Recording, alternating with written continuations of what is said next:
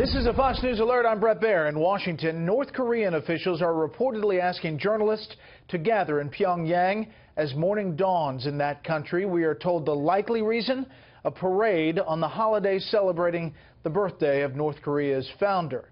The question is, what else could be a part of that parade? This comes just a day after the U.S. dropped its largest non-nuclear bomb ever on ISIS terrorists in Afghanistan. Correspondent Kristin Fisher is at the Trump compound in Florida, where the president is spending the holiday weekend. Good evening, Kristin. Good evening, Brett. Well, publicly, it was a pretty quiet day for President Trump, but behind the scenes, he is continuing to weigh all possible options in case North Korea conducts more ballistic missile or nuclear tests this weekend. Tomorrow, Vice President Mike Pence is heading to the front line of the standoff with North Korea, the same day the country will celebrate the birthday of its founding father. It's a day that's prompted Pyongyang to launch at least 2 ballistic missiles over the last 5 years. And this year it's on the verge of its 6th nuclear test. With North Korea warning a big event is near, the White House is sending its own message. First with the strikes in Syria, then yesterday with the mother of all bombs dropped on ISIS fighters in Afghanistan. If you look at what's happened over the last 8 weeks and compare that really to what's happened over the last 8 years, you'll see there's a tremendous difference.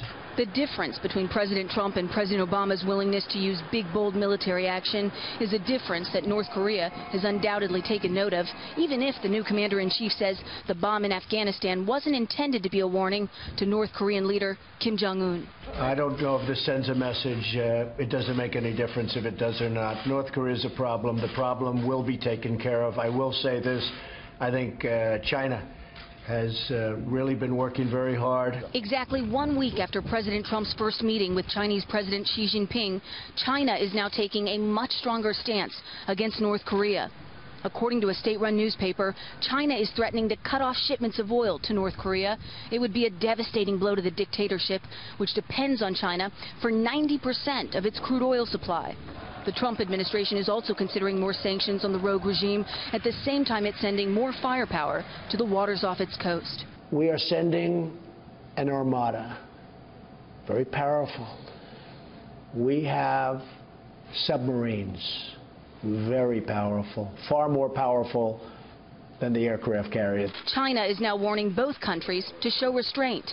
If they don't, if war breaks out on the Korean peninsula, China's foreign minister said today that they must shoulder the historical culpability and pay the corresponding price.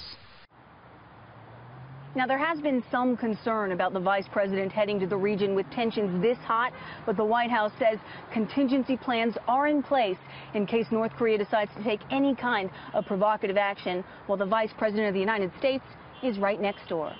Brett? Kristin Fisher across from Mar-a-Lago, driving with the president. Kristin, thank you.